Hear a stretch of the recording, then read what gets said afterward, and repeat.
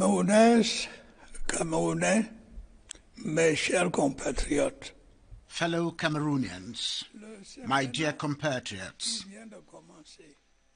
the 7-year term that has just begun should be decisive for our country. It could even be one of the most defining moments of our post-independence history. Let me explain. During the past half-century that has just ended, we progressively established democratic institutions. We strove to maintain security throughout our territory. We made every effort to switch from an obsolete economic model to a more modern system that is more consistent with our national interest. Of course, this was a long haul. Some objectives, such as the establishment of democracy, were achieved. Those related to security were only partly achieved due to serious internal and external threats. Lastly, others, the most ambitious, which aimed to transform our society, were implemented patiently. Unforeseen difficulties compounded our task. In the 1980s, the sharp deterioration of terms of trade jeopardized our progress. 10 years later, the global economic and financial crisis put a stop to our momentum and slowed down our growth. More recently, falling oil and commodity prices had the same impact. However, we did not give up. In the face of adversity, we designed a 3-phase development strategy. Greater achievements, major accomplishments, and great opportunities. We hope that this last phase will steer us to the threshold of emergence. It is perhaps not futile to clarify what we mean by emergence. Generally, the term refers to an improvement in a situation. As commonly understood, it means the transition from an underdeveloped to a developed country. This is our meaning of the term, and that is why I instructed that it should be considered as a national cause. I believe that the coming years will be decisive regarding the achievement of this objective. To that end, we will have to get down to 3 key tasks, namely, restore security, enhance our economic growth, and significantly improve the living conditions of Cameroonians. Considering that security is a sine qua non for civil peace and economic and social progress, it should be prioritized. Given that the situation in the far north has been stabilized and on our eastern border brought under control, I will focus on the situation in the northwest and southwest regions. Recently, I had the opportunity to express myself regarding the issues concerning them. I stated and I reaffirm my deepest concern for the populations of these two regions. I'm very sensitive to their worries about their safety and their aspirations for a return to calm and normal social life. If my appeal to warmongers to lay down their weapons remains unheeded, the defense and security forces will be instructed to neutralize them. I am well aware of the distress these rebels are causing the population of these regions. This situation cannot be allowed to continue. In a spirit of national harmony, I decided to set up a national disarmament, demobilization, and reintegration committee to avoid the use of extreme measures. The duties of this body, which is under the authority of the Prime Minister, are to organize, supervise, and manage the disarmament, demobilization, and reintegration of ex-combatants of Boko Haram and armed groups in the northwest and southwest regions, willing to respond favorably to the hand of peace extended to them. I wish to emphasize that this initiative provides a dignified way out for ex-combatants and prospects for social reintegration, and should pave the way for a return to calm and normalcy.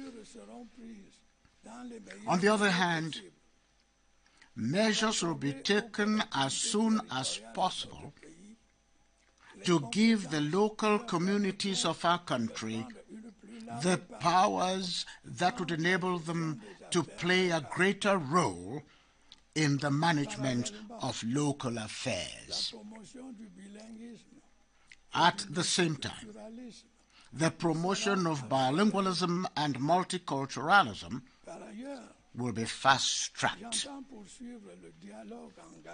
Furthermore, I intend to continue the dialogue initiated with people of goodwill to bring about lasting peace. Paradoxically, one of the effects of the unfortunate events that have been affecting social life in the northwest and southwest regions for months now may surprise many of us. The populations of these two regions have noticed the sincerity of the intentions of authorities concerning the new powers delegated to local communities and the solidarity of the rest of the nation towards them. We will have to redouble our efforts to stay on the path of emergence. Without going into details of our projects, which I talked about recently, I would like to simply recall that one of our priorities should be the modernization of our agriculture by meeting its production and diversification targets and providing it with the required technical resources. The broad outline of this agricultural revolution was defined at the Ebolowa Agricultural Show and is still relevant. The same is true for our major industrialization projects, which should be implemented in line with the orientations of our master plan. Its priority should be the processing of our agricultural commodities to give them value added and reduce our imports of goods and services. We will continue to provide our country with energy infrastructure to meet the needs of our agro-industry and various industrial sectors, as well as the demands of our people. In addition to hydroelectric dams, solar energy plants will be constructed for rural electrification. The remarkable efforts that have already been made to develop our transport infrastructure, that is the roads, motorways, ports and airports, will be continued to boost our economy and ease the mobility of our compatriots.